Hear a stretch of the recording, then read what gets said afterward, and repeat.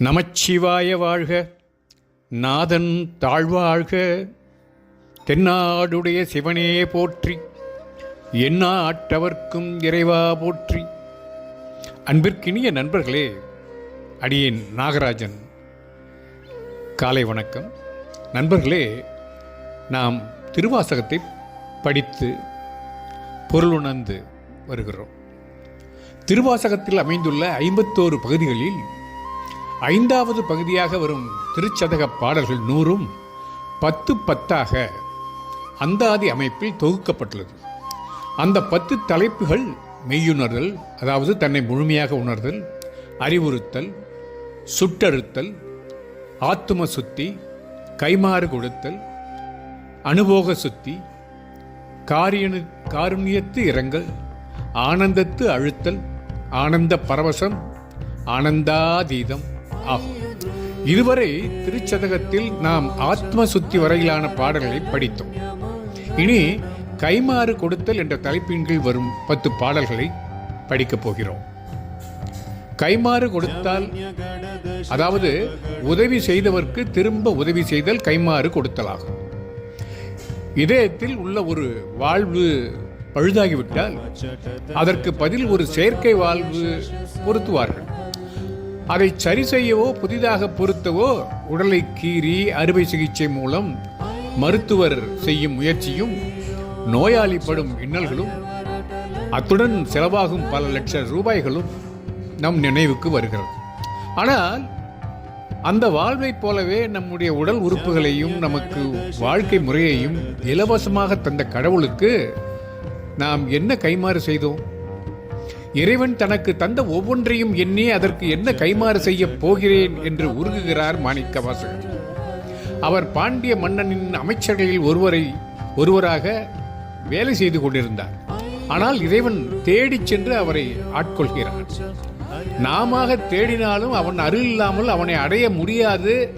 அதன் காரணமாகவே சிவபுராணம் ஆரம்பிக்கும் பொழுதே அவன் அருளால் அவன் தாழ் வணங்கி என்கிறார் மாணிக்கவாசகர். இறைவன் மாணிக்க வாசகரை ஆட்கொண்ட தருணம் எத்தனை ஆனந்தமாயிருந்திருக்கும்! அவர் இந்த பொருளற்ற உலகையும் அதுசார ஆசையையும் அந்த நொடியிலேயே மறந்திருப்பார் அல்லவா? அதை நினைவில் கொண்டே இந்த கைமாறு கொடுத்தல் பாடல்களை பாடினார் போலும். பாருங்கள், நாமும் பாடி பயனுறுவோம். முதல் பாடல்: இருகை யானையை ஒத்திருந்தேன் உள கருவையான் கண்டிலேன் கண்ட தெய்வமே வருக என்று பணித்தனை வானுலோர்க்கு ஒருவனே கிற்றிலேன் கிருப்பன் உண்ணவே. இதற்கு பதவாரியான பொருள்: வான் உள்ளோர்க்கு, தேவர்களுக்கெல்லாம் ஒருவனே, தலைவனாகிய ஒருவனே நான் இருகை யானையை ஒத்திருந்து, 2 கைகளை உடைய யானையை நிகர்த்து இருந்தேன், ஒத்து இருந்தேன். என் உளக்கருவை, மனதில் உள்ள மூலப்பொருளாகிய தலைவனை கண்டிலேன், பார்த்திலேன். கண்டது எவ்வமே துன்பத்தை மட்டுமே கண்டிருக்கிறேன். என் நிலை இங்கனம் இருந்தும் வருக என்று பணித்தனை, வா என்று நீ கட்டளையிட்டாய். கிற்றிலேன், உன்னை அனுபவிக்க வழியில்லேன். உண்ணவே கிருப்பன், உலக போகங்களை அனுபவிக்கவே வழியுள்ளேன். அதாவது கையின் பயன் பிறருக்கு கொடுத்தல்.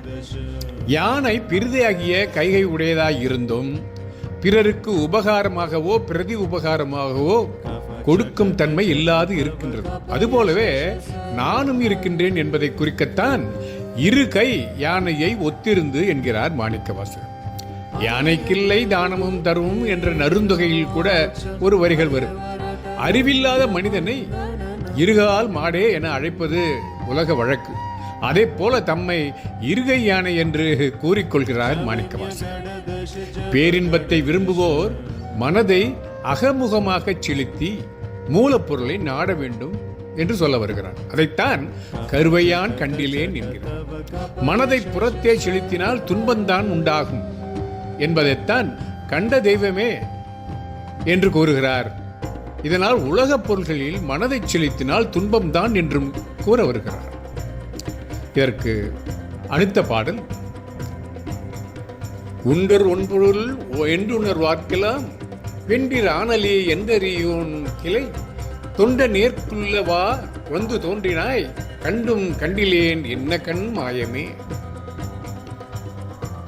ஓர் ஒன் பொருள் ஒரு அறிவொளி பெரும் பொருள் கொண்டு உண்டு என்று உளது என்று உணர்வார்க்கு எல்லாம் அறிந்து உன்னை நாடுவோர்க்கெல்லாம் பெண்டிர் ஆண் அலி என்று பெண்ணோ ஆணோ அலியோ என்று அறிய ஒன்றிலை உறுதியாக அறியக்கூடாமல் இருக்கின்றாய். ஆனால் தொண்டனேற்கு அடியனுக்கு உள்ளவா உள்ளபடியே வந்து தோன்றினாய். நீ வந்து காட்சி கொடுத்தாய். கண்டும் உன் திருவடி காட்சியை காண பெற்றும் கண்டிலன் உன்னை அனுபவிக்க பெற்றிலேன். என்ன கண் மாயமே, இது என்ன கண் மயக்கமாய் இருக்கின்றது என்று மலைக்கிறார் மாணிக்கவாசகர். விளக்கம் என்னவென்றால், பரம்பொருள் மாற்றம் மனம் கழிய நின்றது. அது உணர்வுக்கு அனுபவமாகுமே அன்றி காட்சிக்கு உரியது அன்று. அதனால் கேள்வி மாத்திரத்தால் அது எப்படி உள்ளது என்று அறிய முடியாது என்கிறார். உண்டொர் ஒன்பொருள் என்று உணர்வார்க்கெல்லாம் பெண்டிர் ஆனலி என்றறி ஒன்கிலை என்கிறார். ஆனால் அதை தவத்தால் உணரலாம் என்பதை புலப்படுத்தத்தான் தொண்டனேற்கு உள்ளவா வந்து தோன்றினாய் என்றார். உலகப் பொருள்கள் காட்சிக்கு உரியன, அனுபவிக்க கூடியன. ஆனால் இறைவன் அனுபவம் ஒன்றனுக்கே உரியவன், காட்சிக்கு உரியவன் அல்லன். அங்கனம் இருந்தும் தமக்கு காட்சியில் அகப்பட்டு அனுபவிக்க கூடவில்லையே என்கிறார். கண்டும் கண்டிலேன் என்று இதைத்தான் சொல்கிறார். விரைவாக தோன்றி மறைவது மாயாஜால பொருள். இது அதுபோன்று உள்ளது என்பதற்குத்தான் என்ன கண் மாயம் என்று கூறுகிறார். இதனால் காட்சிக்கு அரிய பொருளாகிய இறைவன் தவம் உடையவர்க்கு வெளிப்பட்டு அருளுவான் என்று குறிப்பிடுகிறார் மாணிக்கவாசகர். அடுத்த பாடல், மேலை வானவரும் அறியாததோர் கோலமே என ஆட்கொண்ட கூத்தனே ஞாலமே விசும்பே இவை வந்து போங் காலமே உனை என்று கோல் காண்பதே.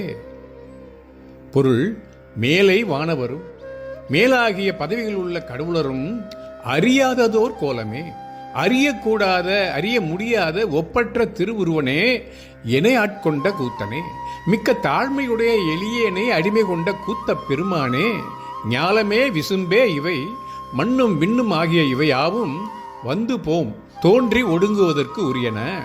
காலமே கால தத்துவமாயிருப்பவனே உனை இத்தன்மையாகிய உன்னை காண்பது யான் காணப் பெறுவது என்று கொள் என்னாலோ. போகத்தில் திளைப்பவர் வானவர். அவர்கள் இறைவனை அறிய முயற்சி செய்ய மாட்டார்கள். ஆதலால் தான் வானவரும் அறியாததோர் கோலமே என்கிறார். ஐம்பூதங்களில் ஞாலம் விண் ஆகிய இரண்டை மட்டும் கூறுகிறார். ஏனைய நீர் நெருப்பு வாய்களை மூன்றையும் உள்ள அடக்கிச் சொல்கிறார். இறைவன் கால தத்துவத்திற்கும் இடமாய் இருப்பதால் தான் முக்காலத்தையும் உணரும் ஆற்றலுடையவன். ஆதலால் இறைவனை தாம் காணும் காலம் அவனுக்கு தெரியும். ஆதலால் என்று கொள் காண்பதே என்று நண்பனை கேட்பது போல் கேட்கிறார்.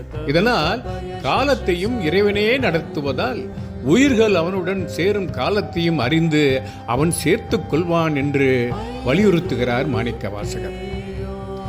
என்ன நண்பர்களே, திருச்சதகத்திலே கைமாறு கொடுத்தல் பகுதியிலே இன்றைய பகுதியை இத்துடன் நிறைவு செய்கிறேன். இனி அடுத்த பகுதியில் மேலும் சில பாடல்களை பார்ப்போம் என்று கூறி உங்களிடமிருந்து விடைபெறுகிறேன். நட்புடன் நாகராஜன். ஓம் நமச்சிவாய. நமச்சிவாய வாழ்க, நாதன் தாழ்வாழ்க, தென்னாடுடைய சிவனே போற்றி, என்ன ஆட்டவர்க்கும் இறைவா போற்றி. திருச்சிற்றம்பலம்.